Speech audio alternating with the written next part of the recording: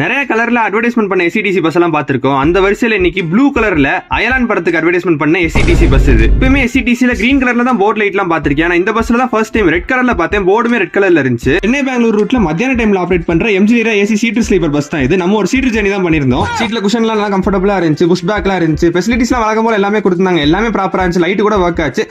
ஒன்னு வழக்கம் போல சார்ஜிங் போட்டு மட்டும் ஒர்க் ஆலைங்க. ஏசி ஃப்ளோவும் வழக்கத்தை விட நல்லா குளுகுலுன்னு இருந்துச்சு. வெயில் காலத்துக்கு நல்லா இதமா இருந்துச்சு. அப்ப மத்தியானம் 1:25க்கு கோயம்பேடு பஸ் ஸ்டாண்ட் விட்டு பஸ் வெளியேறிச்சு. கண்டக்டர் டிக்கெட் கொடுக்க வந்தாரு. அப்பதான் நமக்கு பெரிய ஷாக்கே. வழக்கமா கொடுக்குற மாதிரி எஸ்சிடிசி டிக்கெட் இந்த பஸ்ல இல்லைங்க. பிரிண்ட் பண்ணி கொடுத்தாங்க இந்த மாதிரி. அதுல எல்லா டீடைல்ஸுமே போட்டு இருந்துச்சு. நல்லா இருந்துச்சு. மதியானம் லஞ்ச் கேக் தான் வாங்கியிருந்தேன். சாப்பிட்டு முடிச்சுட்டு இயர்போன்ஸ் போட்டு பஸ் ஜர்னி பாட்டு கேட்டு போயிட்டே இருக்க வேண்டியது. இந்த மாதிரி எஸ்சிடிசில வேற எந்த லைவரி பஸ் அட்வர்டைஸ்மெண்ட் பண்ண பஸ்ல நம்ம டிராவல் பண்ணணும்னு நினைக்கிறீங்களோ அது கமெண்ட்ல சொல்லுங்க. அதையும் ட்ரை பண்ணிடுவோம். கிருஷ்ணகிரி தாண்டி ஒரு ரெஸ்ட் ஸ்டாப்ல நிப்பாட்டினாங்க. இந்த பஸ் சென்னையில இருந்து பெங்களூர் போறதுக்கு மொத்தம் 8 மணி நேரம் எடுத்துக்குது. 7 மணி நேரம் 20 நிமிஷத்துல ஷார்ப்பா நைட் 8:45 நம்ம ஓசூர் வந்து சேர்ந்துட்டோம். இந்த வீடியோ பிடிச்சிருந்தா லைக் பண்ணுங்க, ஷேர் பண்ணுங்க, நம்ம சேனல் சப்ஸ்கிரைப் பண்ணிக்கோங்க. நன்றி ஏஜிஸ்.